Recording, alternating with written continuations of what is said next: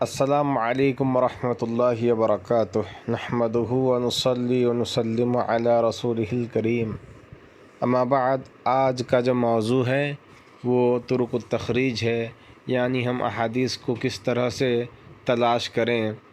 ان میں ہم نے 5 طرق کو ذکر کیا ہے۔ سب سے پہلے بلفظ من الفاظ الحدیث، حدیث کے الفاظ بہت ہو سکتے ہیں، تو کسی ایک حدیث کے مختلف الفاظ میں سے کسی ایک بارز لفظ، کسی ایک اہم لفظ کو ہم چن کر اس حدیث تک پہنچ سکتے ہیں۔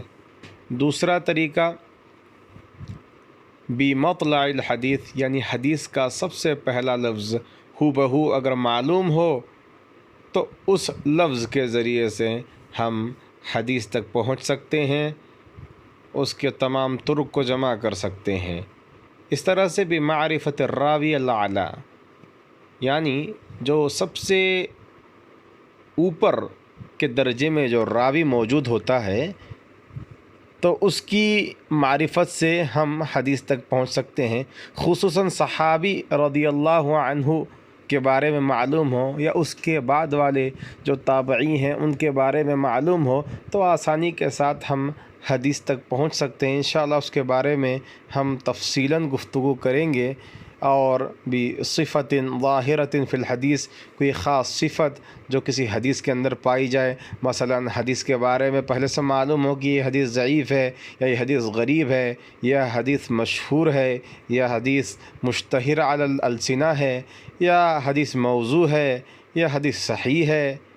اس طرح سے جو صفات احادیث سے متعلق ہوتی ہیں اس کی معرفت سے بھی ہم حدیث تک پہنچ سکتے ہیں۔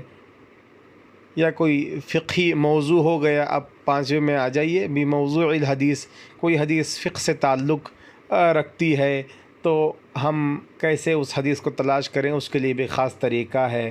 اگر ہم دیکھیں کہ حدیث کے بارے میں ہمیں یہ معلوم ہے کہ یہ حدیث سیرت سے تعلق رکھتی ہے تو اسے کیسے تلاش کریں، یہ طہارت سے تعلق رکھتی ہے، تو مختلف موضوعات میں کتابیں ترتیب دی گئی ہیں، تو موضوع کو جان کر بھی ہم حدیث تک پہنچ سکتے ہیں۔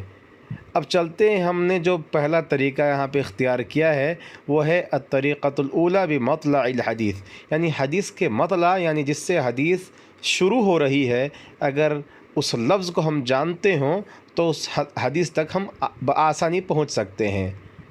چلیے جو عبارت ہے اس کو میں پڑھتا ہوں۔ تعتمد هذه الطریقۃ علی معرفت اول الحدیث وتكون من الكتب التي رتبت احادیثها على احرف الہجاء الالف فالباء وهكذا۔ یہ جو طریقہ ہے یہ حدیث کے پہلے لفظ کی معرفت پر اعتماد کرتا ہے۔ وَتَكُونُ مِنَ الْكُتُبِ الَّتِي رُتِّبَتْ أَحَادِيثُهَا عَلَى أَحْرُفِ الْهِجَاءِ، اور یہ جو طریقہ ہم اختیار کریں گے، اس طریقے میں ہم ان کتابوں پر غور و فکر کریں گے، ان کتابوں کو تلاش کریں گے جن کتابوں کے اندر احادیث مرتب کی گئی ہوں اعلیٰ احرف الہجا، یعنی حروف ہجا کے مطابق اگر حدیث کی کتاب کو ترتیب دی گئی ہو تو ہم اس طریقے کو اختیار کر کے حدیث تک پہنچ سکتے ہیں۔ جیسے انہوں نے کہا الالف فالباء وہکذا، جیسے پہلے الف، اس کے بعد ترتیب وار ہم با میں آئیں گے۔ جیسے ہم قوامیس میں ایک لفظ کو ڈھونڈتے ہیں، بآسانی ہم اسی طریقے کو اختیار کر کے حدیث کو بھی ڈھونڈ سکتے ہیں۔ میزۃ هذه الطریقہ، اس طریقے کی جو خصوصیت ہے وہ یہ ہے کہ سرعۃ الوصول الی الحدیث، کہ آسانی کے ساتھ جلد ہی ہم حدیث تک پہنچ جائیں گے۔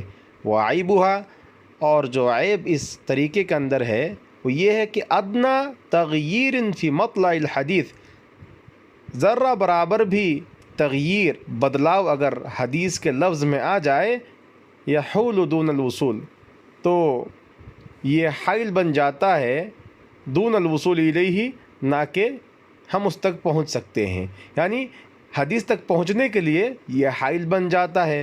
فمثلا حدیث اذا جاءکم من ترضون دینہ و خلقہ فزوجوہ، یہ ایک حدیث ہے۔ تو اگر ہم اذا جاءکم کی جگہ پر اگر آپ نے یہ یاد کر دی، اذا تذکرتہ بلفظ، اگر آپ نے اس طرح سے یاد کیا لو اتاکم من ترضون دینہ، یہاں اصل میں اذا جاءکم ہے لفظ حدیث میں، اصل الفاظ جو ہیں اذا جاءکم من ترضون دینہ اس طرح سے ہے، لیکن اگر آپ لو اتاکم یاد کر رہے ہیں، دماغ پر زور ڈال رہے ہیں کہ بھائی کون سا لفظ تھا کون سا لفظ تھا، اور اس طرح سے آپ نے لو اتاکم سے آپ نے اس طریقے کو اختیار کر کے تلاش کرنے کی کوشش کی، تو ما امکنک الوصول الیہ، تو یہ آپ کے لیے ممکن نہیں ہے کہ آپ اس حدیث تک پہنچ سکتے ہو۔